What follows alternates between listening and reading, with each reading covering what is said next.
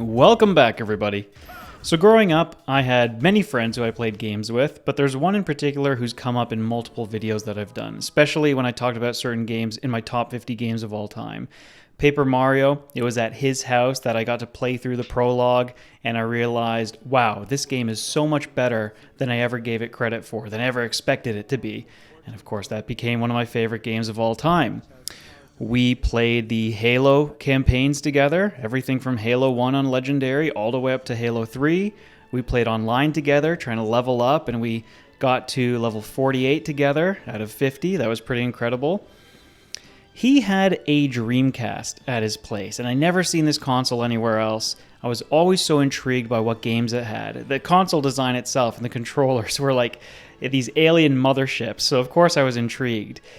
It was on the Dreamcast that I finally got to play Power Stone.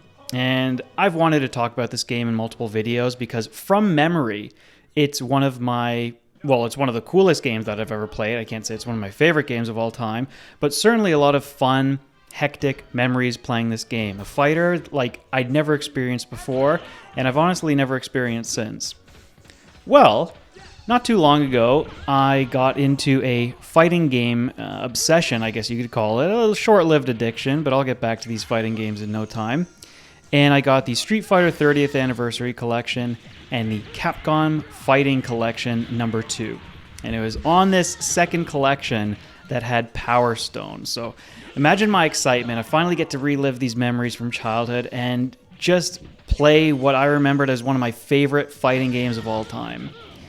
Unfortunately, it didn't take too long before I started to get a little frustrated with the game, and I realized that it was really a glorified button masher. Now, some of you can disagree with that. Maybe I'm just a complete amateur when it comes to playing this game, but after trying to go through the arcade in about an hour and a half to 2 hours, with many of those struggles being against the final boss, but still, I spent a good chunk of time playing this game solo just a few weeks ago. It just did not live up to those memories. The game was really cool, of course. I love the arcade style, running around the maps the way you do. The controls are a little bit janky, but whatever, I'll give it a pass. I love the art design, I love the character designs. I love how you can interact with tables and chairs and kick them at your opponents. Of course, the coolest part of the game and what I remembered most vividly from childhood is collecting the Power Stones and powering up your character. Or I guess lore-wise, you're not actually collecting the Power Stone. I don't know, whatever. But the point is, when you play these games, you're going around trying to get 3 gems, and then your character will become Super Saiyan or a superhero or some kind of super version of themselves. It's so much fun seeing what they become and how their designs evolve and seeing what new abilities they have.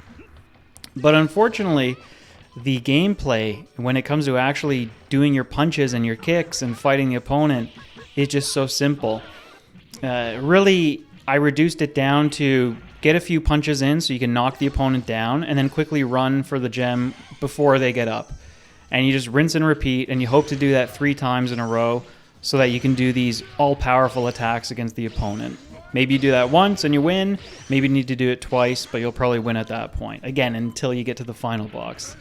And I don't know, it was just an underwhelming experience. And it reminded me of Kill Bill. That was a movie that I saw as a teenager, and it quickly became one of my favorite movies of all time, and certainly one of the coolest movies I'd ever watched. Kill Bill 1, Kill Bill 2, whatever, treat them separately, treat them as one extended movie.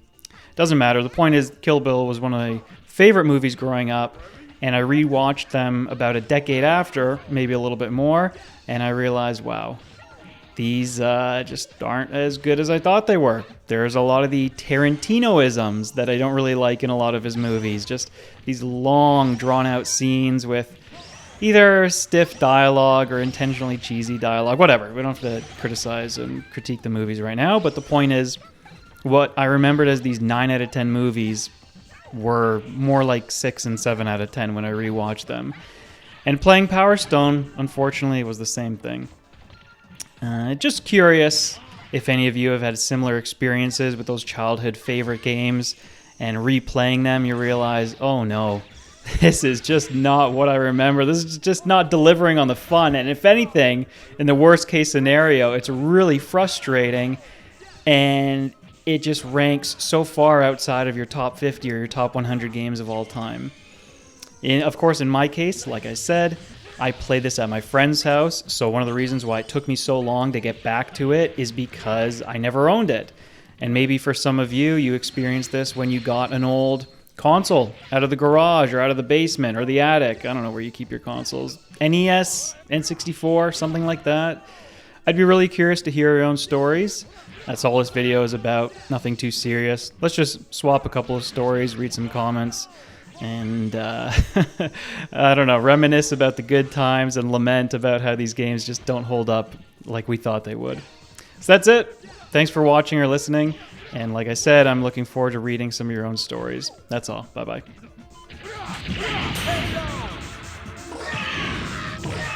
からばこれにて